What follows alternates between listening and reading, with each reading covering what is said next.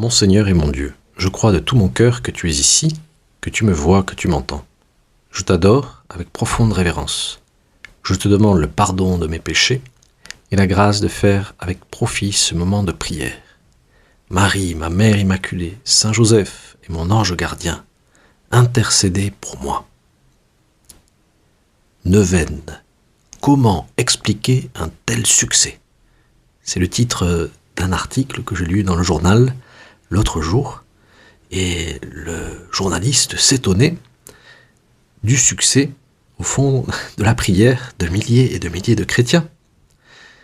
Et il disait qu'il y a des neuvaines sur Internet pour beaucoup de fêtes. Une neuvaine pour Sainte Rita qui s'est achevée le 22 mai, avec 87 000 personnes qui participaient à une neuvaine sur une sorte de réseau social, sur Hosanna. D'ailleurs, c'est un site où il y a 10 minutes avec Jésus. Et puis une autre neuvaine avec 77 000 membres à Saint-Michel-Archange. Et une autre à Marie qui défait les nœuds.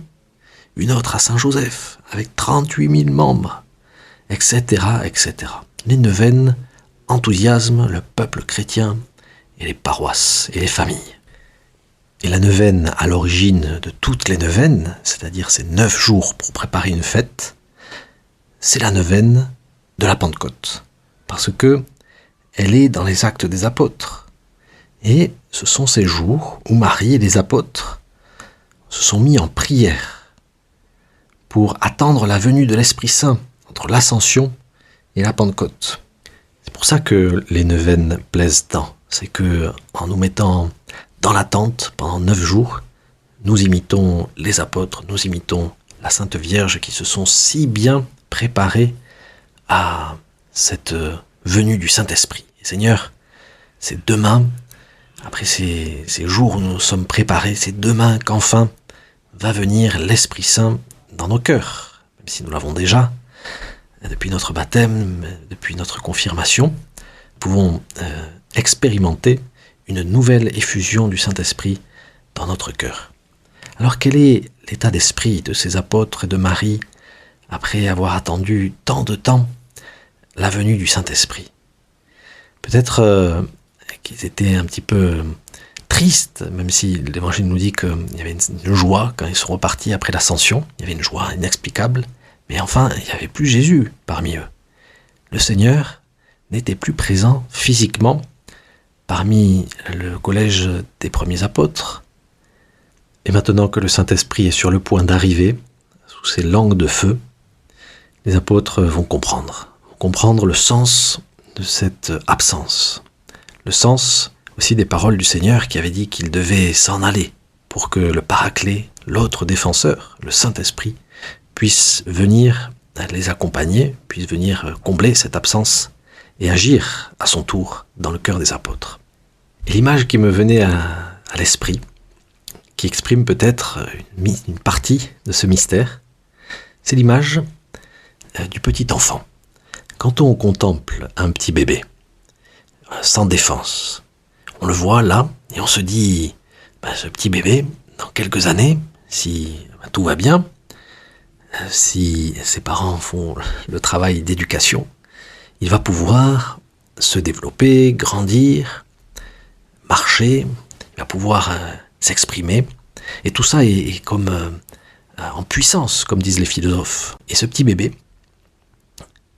se déploie d'une manière extraordinaire le jour où il fait ses premiers pas. Tu as certainement vu des milliers et des milliers de films familiaux, des premiers pas des uns et des autres, ou peut-être même as-tu un film de tes propres premiers pas. Et alors, qu'est-ce qui se passe le jour où nous avons réussi à marcher pour la première fois? Eh bien, nos parents, qui nous tenaient la main, ont décidé de nous lâcher. Alors, on peut se dire, c'est un peu cruel de la part des parents de lâcher l'enfant. Et non, c'est tout le contraire. C'est une grande marque d'amour des parents que de laisser l'enfant se lancer. Quand, bien entendu, ils sentent qu'il est prêt à se lancer.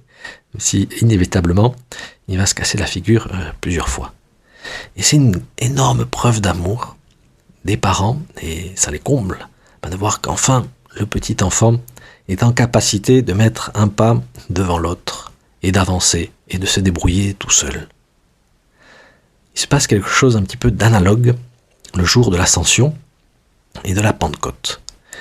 Le Seigneur nous a lâchés, il nous a laissés tout seuls, d'une certaine manière, pour que cette capacité que nous avons dans notre cœur d'aimer le Seigneur, puisse se déployer enfin. Et alors, le Seigneur nous a lâché la main, mais il ne nous a pas abandonnés, puisque, en partant, il nous a laissé le Saint-Esprit. Et c'est ce Saint-Esprit qui va se déployer dans le cœur des apôtres le jour de la Pentecôte. Et effectivement, une fois qu'ils ont reçu la troisième personne de la Trinité dans leur cœur, ils se lancent. Ils se lancent à l'apostolat, ils se lancent à la mission. Ils peuvent enfin mettre en pratique cet ordre que le Seigneur leur a donné juste avant de partir. Allez de toutes les nations, faites des disciples. Quelle joie le Seigneur doit ressentir de voir ses enfants se débrouiller tout seuls, aimer de leur propre initiative, marcher et courir cette course à laquelle le Seigneur nous invite, la course de la sainteté et la course de la charité.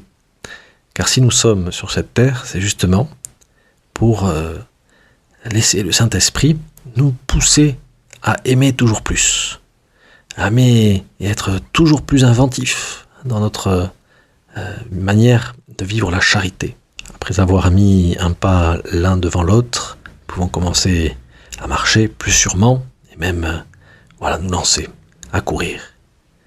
Alors, parmi tous les dons, tous les fruits du Saint-Esprit, nous pouvons demander spécialement ce fruit de la charité, qui est un des 12 fruits que saint Paul nous donne comme liste des fruits du Saint-Esprit dans nos cœurs. Aujourd'hui, samedi, dernier jour de la neuvaine à l'Esprit Saint,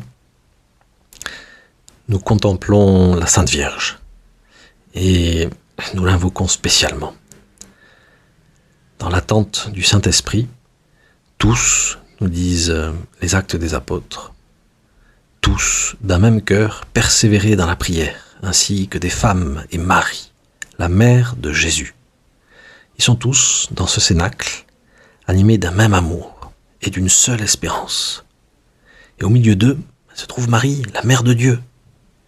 Et en méditant ce passage, nous pouvons donner un pas de plus dans notre compréhension du mystère de demain.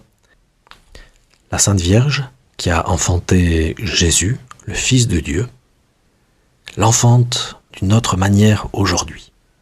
Elle est celle qui a le mieux vécu le mystère de la Pentecôte. Et c'est l'épouse du Saint-Esprit, nous disent les saints.